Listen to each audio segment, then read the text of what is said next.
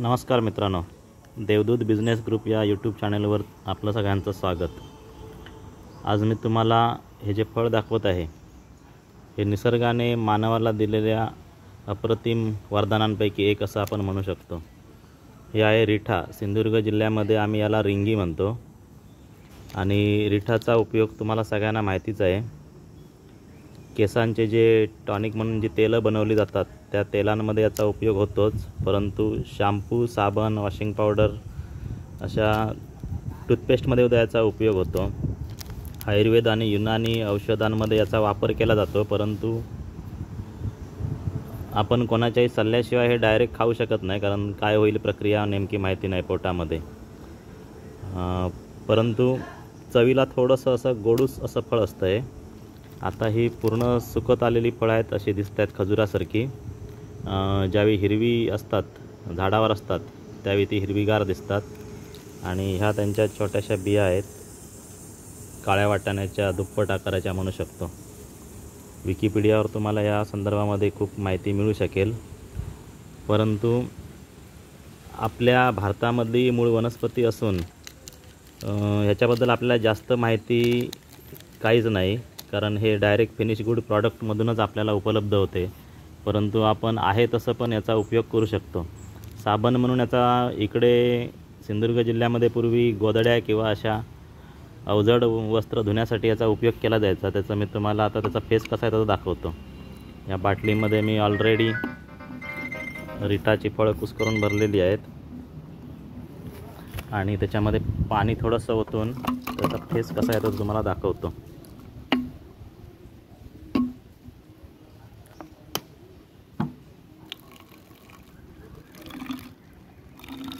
मी 2 फळं भरलीत आणि थोडं कुस्करलं आहे, आता हलवून दाखवतो।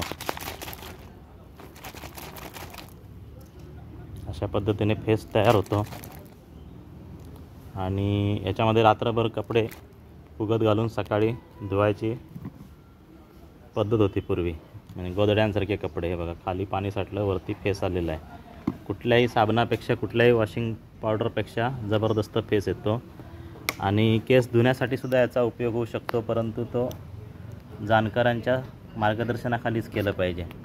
आणि ही फळं गोडूस असल्यामुळे ह्याला एक विशिष्ट प्रकारचे कीटक खातात किंवा त्याचा रस जो आहे तो पितात। ते मी तुम्हाला आता इथे जवळपास कुठे पाहायला मिळतात तर दाखवतो।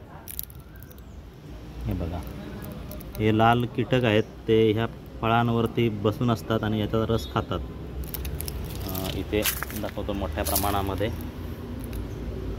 हे बघा, यांचं काम चालू असतं असं, अशा प्रकारे ते त्याचा रसस्वाद करतात असं आपण म्हणू शकतो। हे कीटक कोणते आहेत मित्रांनो, हे जर तुम्हाला माहिती असलं तर नक्की कमेंटमध्ये कळवा, कारण सिंधुदुर्ग जिल्ह्यामध्ये ठराविक सीझनमध्येच हे दिसतात अशा पद्धतीने। आणि रिठाची जी झाडं असतात ते झाड तुम्हाला दाखवतो। हे झाड आहे उंच वाढलेलं, म्हणजे नक्कीच 40-50 फूट उंच वाढलेलं झाड आहे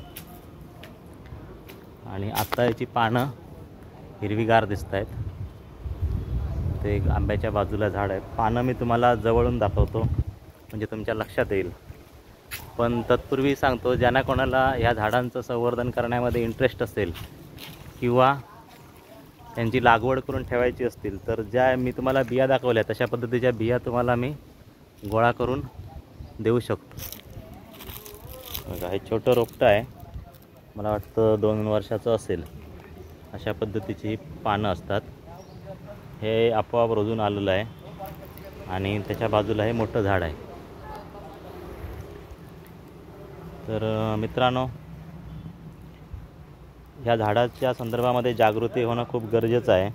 निसर्गप्रेमी मंडळींनी ह्या झाडाकडे थोडा लक्ष द्यावा आणि उत्पन्नासाठी सुद्धा ह्याचा चांगला उपयोग होऊ शकतो असं मला वाटतं। आता सुकलेली रिंगी बाजारामध्ये कशी किलो विकत घेतात किंवा कोण घेतात हे मी खूप वर्ष बघितलेलं नाही, परंतु ह्याचं मार्केटिंग जरूर होत असणार। ठराविक व्यापारी हे खरेदी करून मोठ्या कंपन्यांना सप्लाय करत असणार।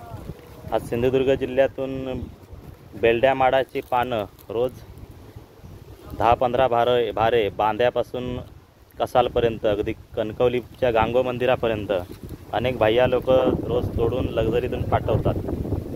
परंतु आपल्याकडे अशा पद्धतीचा जो खजिना आहे त्याकडे आपण पूर्णपणे दुर्लक्ष करतो. तर मित्रांनो, ज्यांना कोणाला याच्या बिया पाहिजे असतील त्यांनी जरूर कळवा, मी तुम्हाला देण्याचा प्रयत्न करेन कणकवलीमध्ये. धन्यवाद मित्रांनो.